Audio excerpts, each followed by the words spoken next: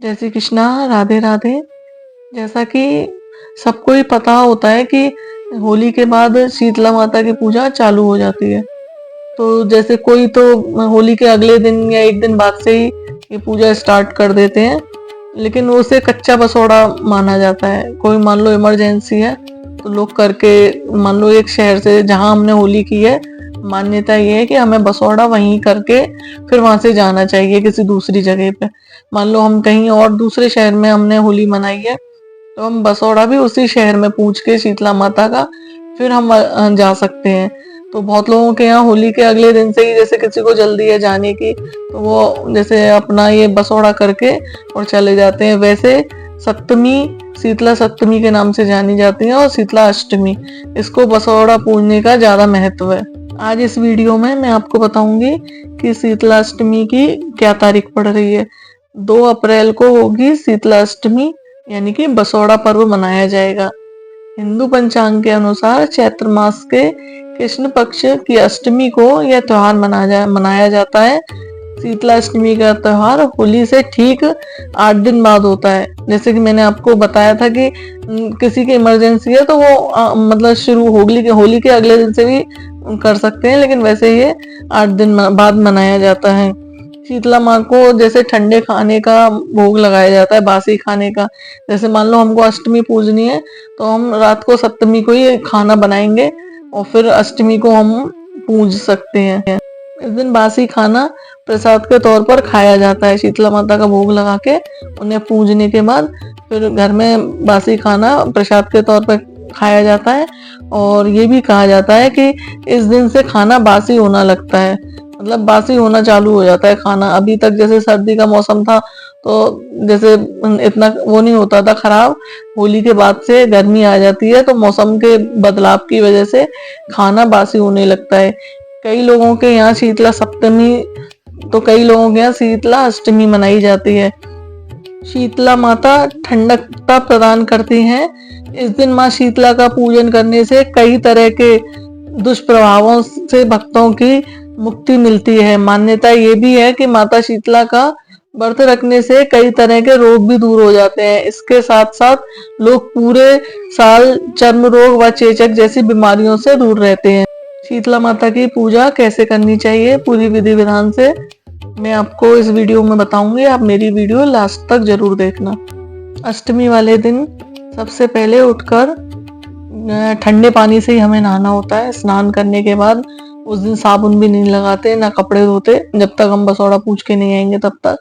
और स्नान ध्यान करने के बाद पूजा की थाली लगाएं। पूजा की थाली में दही, पुआ, बाजरे का भात, बहुत लोगों के यहाँ बाजरा होता है जो हम सप्तमी की रात को ही बना के रखते हैं।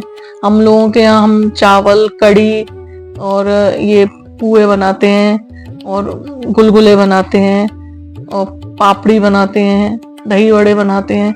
हम लोगों के यहाँ ये सब बनाया जाता है। जैसे जैसे सबकी मान्यता है वैसे लोग अपना सुविधा के हिसाब से बना सकते हैं। कोई लोग बाजरे का भात ही बना लेते हैं।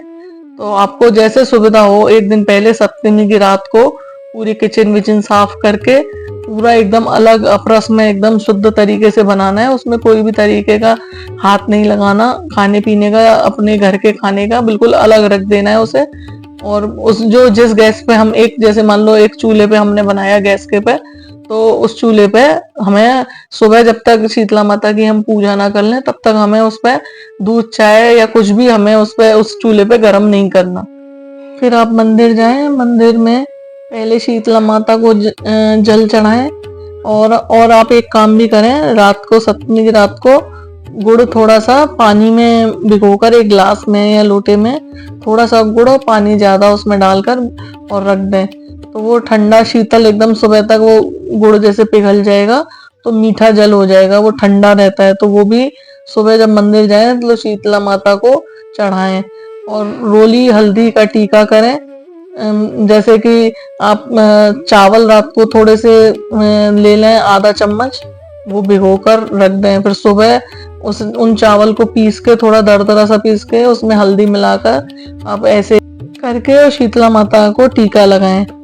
फिर आटे का दीपक घर से बना के लेके जाएं और उसमें आप दीपक जब अर्पित करें तो जलाएं नहीं, दीपक को जलाया नहीं जाता, ठंडे ही दीपक शीतला माता के सामने रखा जाता है। अंत में वापस जब जल चढ़ाएं और थोड़ा जल बचाकर उसे घर के लिए सभी सदस्यों की आंखों पर लगाने को ले जाएं। फिर भोग लगाएं शीतला माता को, कुछ दक्षिणा चढ़ाएं और उसमें आप वो भी लेके जा सकते हैं जो हम होली पे चढ़ाते हैं, होली की पूजा में जो बाल चढ़ाते हैं हम, आप बाल भी ले जा सकते हैं चढ़ाने के लिए। शीतला माता को दही जरूर चढ़ाएं, ये बहुत महत्वपूर्ण है। दही चढ़ाने से शीतला माता को बहुत ठंडक मिलती है, तो दही अवश्य चढ़ाएं। फिर पूजा संपन्न होने के बाद ये थोड़ा थोड़ा सा जो प्रसाद है इसे हमें बचा लेना है। पूजा संपन्न होने के बाद शीतला माता की दंडवत करें और उनसे हाथ जोड़कर प्रार्थना करें कि हे मैया तुम सीरी पूरी रहना और अपनी दया हमारे बच्चों पर बनाए रखना। पूजा करके जब घर वापस जाएं तो कभी खाली हाथ नहीं जाना चाहिए। अपने बच्चों के लिए कुछ खेल खिलौने या खाने पीने का सामान जरूर लेके जाएं। तो ये जो हमने प्रसाद थोड़ा सा बचाया है, थोड़ा सा जहाँ होली जलती है उस जगह पर पूजा करें, वहां रखें। जिस घर में बच्चे हैं उस घर में माताओं को शीतला माता का पूजन अवश्य करना चाहिए। इससे शीतला माता हमारे बच्चों की रक्षा करती हैं। इस विधि विधान से पूजा करने से शीतला माता हमेशा प्रसन्न रहती हैं और उनकी कृपा उनके भक्तों पर हमेशा बरसती रहती है। वीडियो समाप्त करने से पहले मैं आप लोगों से निवेदन करना चाहती हूँ कि आप मेरी वीडियो ज़्यादा से ज़्यादा शेयर किया कीजिए और मेरी वीडियो को लाइक किया कीजिए। आपके लाइक करने से मुझे मोटिवेशन मिलती है। मेरे चैनल को सब्सक्राइब कीजिए जिससे कि मैं और वीडियो बनाऊं तो आप लोगों तक वीडियो पहुंचा सकूं। धन्यवाद। जय श्री कृष्णा। राधे राधे।